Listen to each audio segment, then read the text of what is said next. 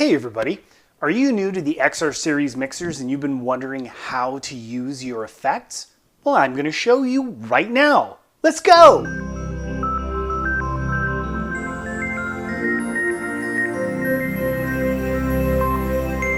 Okay, so there's two different ways that you can get signal from your source, whether it's a microphone or an instrument, into an effect unit for processing and then back into your mix. The two methods are the send method and the insert method. I'm going to show you how both work really quickly. We'll just step through it. And then after I've shown you how both are accomplished, we'll talk about why you would choose one over the other or when one makes more sense than the other. Okay, here's a session. I've got a microphone on channel strip 1 and we're going to use the send method to get signal into an effect unit and then back into our console for mixing. So the first way to do it is to choose my effect unit. So in this case, we're going to use effect 1. So I've chosen the unit here. This now turns it into a destination and turns these faders into sends. So I'm going to send a certain amount of signal from my microphone into effect 1. Now that I've done that, I'm going to go back to my main left right button and I'm going to bring my fader up. By default, mine is set to send my signal post fader, meaning after I move this fader. If I wanted to change that so it sends signal to my effect unit regardless of what this fader is doing, I would highlight my channel, I would go to sends, and under my effect unit, whichever one I'm using, I would change the send method from post fader to pre-fader. Now you can see there's signal here even though my main fader is down. But let's jump back to post fader for now. So here we are, I've got my effect 1 selected, I've decided I'm sending this much signal. I'm going to go back to my main left right, bring up my channel strip. You can hear it getting amplified in my speaker in the room. And now we look at our effects tab, nothing is going. Why? Because effect 1 is muted and the master is down. So let's unmute it. Let's bring this up to Unity and you can see I now have signal going. That's half of it. The other half is that we have to mix our newly affected signal with our original. So whenever you use something in effect 1, it comes back to this fader, effect 1 return. If I was using effect 2, it would come back on effect 2 return, 3 to 3 and 4 to 4. This is now a new source. It is a copy of your original source that you sent to your effect, but it has now been processed and coming back as a separate signal. This allows us to mix the two, the original and the processed effect, so that we can find a nice balance. So if I bring this up, check 1, 2, check 1, 2, you can hear that it is now adding delay to my original signal. Here's just the original signal. Here's my delay. Check, check, check, check, check. And that's how you primarily get signal into an effect unit and back to the mix. Now, we use this method for sending signal, but you could also just choose with your main left right selector, you could choose your channel, go to the channel tab, and then under effect sends, if you hover, you get a little fader and you can drag that. I'm just going to highlight this here so you can see the same thing is happening. You can see we're sending signal to the effect. The third way you can do this, again with the channel selected, you can go to the Sends tab here on Effect 1. Here's another fader, same thing. So that method, this method, or simply this method all accomplish the same thing, sending a copy of your original source to the effect unit. Okay, really quickly, here's the second way that you can get signal into an effect. This is the insert method. So again, we've got my microphone here on channel 1. You can hear it, check, check, check. So with the channel selected, we're going to hit the channel tab. And then right here under effects, if we choose our effects 1A and turn this on, we have now inserted the effect into the direct line of our original signal. Now, we're not hearing the delay. Why? Well, let's come over to the Effects tab, and this button here, this Insert button, has to be activated. I'm going to turn this down. As soon as I activate this, it will have inserted the signal into the original source signal chain. So let's do that, and let's bring this up. Check, check, check, check, check, check, check, check, check. check, check, check, check, check, check. So you can hear I've got delay on there.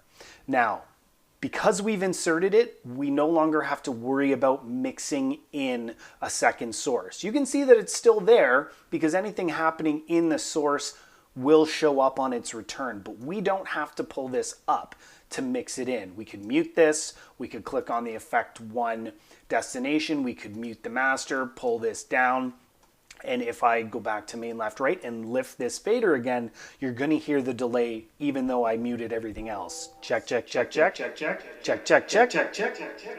Okay, the reason this is happening is because you have effectively removed the original signal from existence and replaced it with the process signal.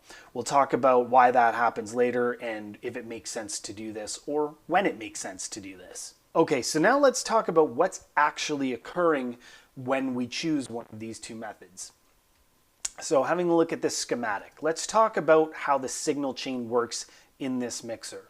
Normally, you have your instrument or your microphone and it hits the input and then it hits the input gain and then it goes through your dynamics and your EQ and continues on down through the channel strip until it leaves the channel strip with your set volume and hits your destination mix and goes off to a speaker. So in the send method, the signal still follows the same path until we get to this point here. After compression and before we affect it with our channel strip, we take a duplicate. We don't interrupt the signal. We copy it at this point and send it off to the effect unit for processing. That process signal then comes back to its own channel to be another source. So this is our effect return fader. And then it leaves that fader and joins our original signal in whatever balance we have decided is appropriate for the two. And those two hit the destination mix and go off to the speaker. So we're not interrupting the signal, we are copying it, changing that copy so that we can mix the two signals together. In the insert method, our instrument or our microphone hits the input like normal, hits the gain like normal, but when we turn the insert on, at this point we physically interrupt the original signal. We don't make a copy, we take the original and we send it over to our effect unit for processing. And then we bring that process signal back to the same point at which it left. And then that new process signal continues its journey through dynamics and through EQ and into our channel strip fader, at which point it leaves with whatever volume we've chosen for it and hits the destination mix. So you can see pretty clearly the difference between these two. In the send method, we have full control over the original signal and we have full control over the process signal, and we can mix them together in any way that we want. With this insert method, you have effectively removed the original signal at this point here. And now the only thing that exists beyond this point is the signal that you processed inside your effects unit. Okay, so we're at the point where you're inevitably going to ask, when do I use one method as a choice over the other? So there's a couple of things to keep in mind. These are best practices. I'm not going to say rule, because even though other people might say these are rules, they are not hard and fast. My methodology, my thinking around sound is whatever method you use to get to the end result you're looking for, that's the right way to do it. As long as you're happy with the outcome, I'm not going to tell you you did something right or wrong, even though other people might. So I'm not going to say don't do something when you physically have the capability on this mixer to do that thing. With that in mind, here's what I'm talking about. Best practices. Using the send method, we generally reserve send method for things like time-based effects. What do I mean? I mean a reverb or a delay, an effect where you are actually affecting or changing the arrival time of the signal. So in the send method, having your original signal go all the way through your signal chain out to the mix, but being able to duplicate it at this point and then affect the arrival time of that duplicated signal bringing it back, and then being able to mix the two together, the original signal with the process signal, and being able to turn one up and one down or vice versa to get that balance you need, that makes a lot of sense. It's great to be able to have full control over both signals. So the best practice is to not use the insert method with a time-based effect. And here is the key reason why you wouldn't do this. Remember, we have our signal come in through the input and the gain, but when we turn the insert on, we physically interrupt the original signal, we affect it and replace it with the process signal. So if your effect was a reverb or a delay, you have now physically altered the arrival time of the original signal. You could have a situation where you speak into the microphone and over a period of milliseconds or even seconds, depending on how much delay you've put in, your signal doesn't arrive at the speaker until well after your signal started in the microphone. Now, this is why I say it's not a hard and fast rule. If you are trying to accomplish something creative that requires you to delay your original signal, then by all means use the insert method. But best practice is that you only use the send method for something like a reverb or a delay. Whereas the insert method, because we know we are replacing the original signal with an altered signal, it makes sense that you would use the insert method for something like a EQ, where you actually want to change the sound of the original signal. Or if not an EQ, maybe something like a limiter or a compressor, something like that, or a vocal exciter. Anything where your desired purpose is to change the original signal, that makes sense to use as an insert. Time-based effects make sense to use as a send as opposed to an insert, unless you are specifically trying to create an end product that has a delayed arrival time. Okay, now that we've discussed the two methods for getting signal into our effects, and we've looked at what's actually occurring when we do one of those two methods, it's time to talk about pre and post fader. So pre and post has no bearing on when we use the insert method. So we're only going to be looking at the send method. So let's look at our software here. We have our microphone, and in a normal setting, when I've got my main left, right selected, and I bring up the channel fader, check, check, check, 1, 2, we hear signal go out to the main bus. And that's normal. That's what we would expect. So our pre and post comes into play when we're sending a copy of our signal to another destination. We're talking about effects right now, but the same thing I'm going to discuss about effects is true for your bus sends, which is why I have the Sends tab open here. So I've chosen my microphone and I've clicked on the Sends tab. You can see we've got our buses 1 through 6 and our effects 1 through 4. Now, everything is currently set to post fader. Again, post fader means that when our main bus is selected, this fader has a bearing and control over the signal that is being duplicated and going to another destination. So if I have a signal going to my effect 1, that signal will not go to that effect until I raise this fader when we have post fader selected. Pre-fader means that this fader is no longer important. The signal will leave before it hits the fader control and go to our destination. So for my effect 1, if I switch this to pre-fader, you can see that I now have signal even though my main channel strip fader is down.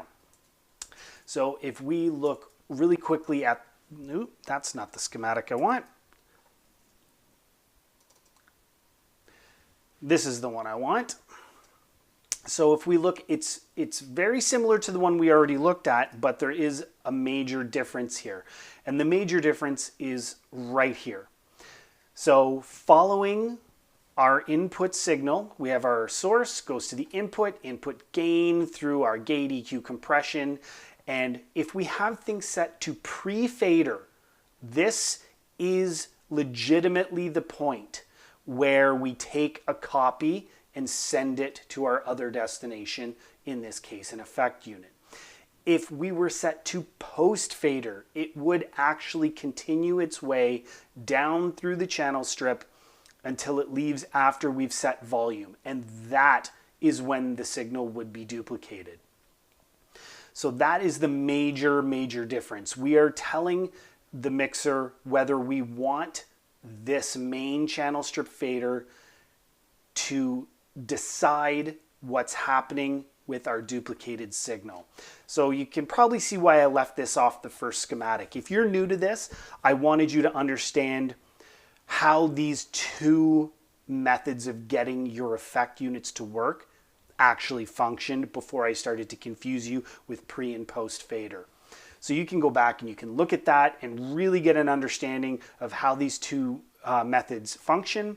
And then when you want to understand pre and post fader, this is what you can look at.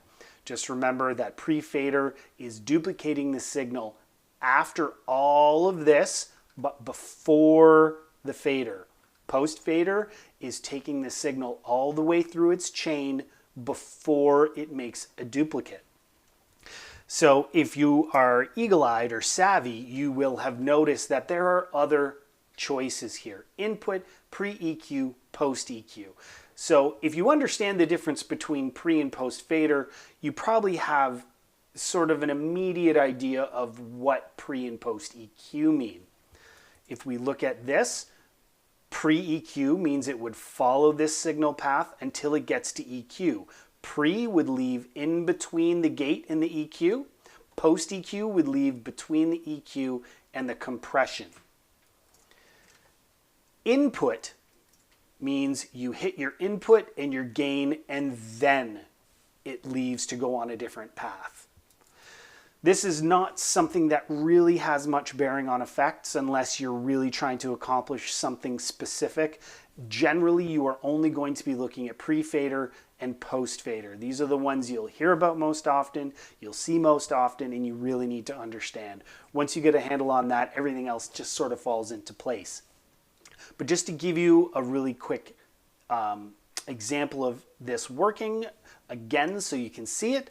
So we've got our microphone. Bring it up. There it is in the speaker.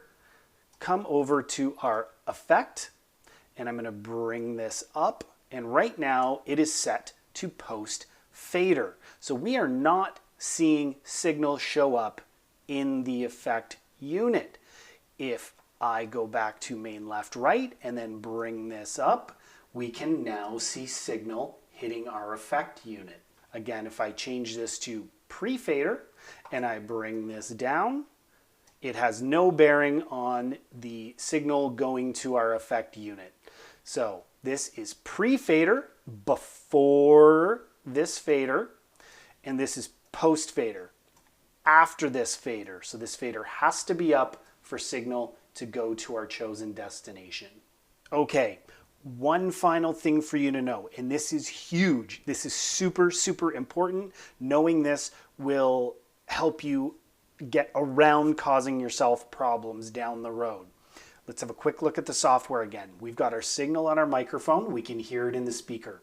We've chosen our effect destination and we have sent signal to the effect.